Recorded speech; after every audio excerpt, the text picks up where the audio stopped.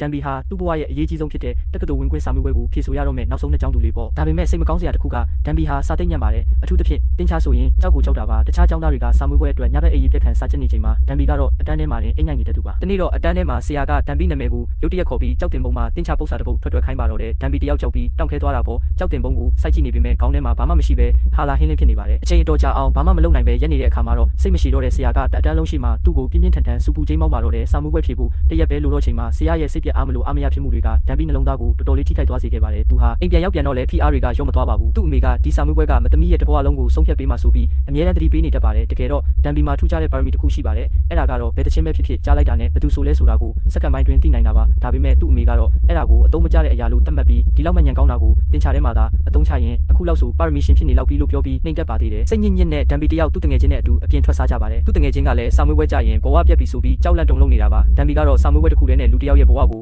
ဆုံးဖြတ်တာကိုလုံးဝနားမလည်နိုင်အောင်ဖြစ်နေရတယ်မျောလင်းချက်တွေ PR တွေကြားမှာအသက်ရှူရတာကြက်တဲလာတဲ့ဒန်ဘီဟာဒီလောကကြီးကနေခဏလောက်ပျောက်ကွယ်သွားရင်ကောင်းပါပဲလို့တိတ်တဆိတ်ဆူတောင်းနေမိပါတယ်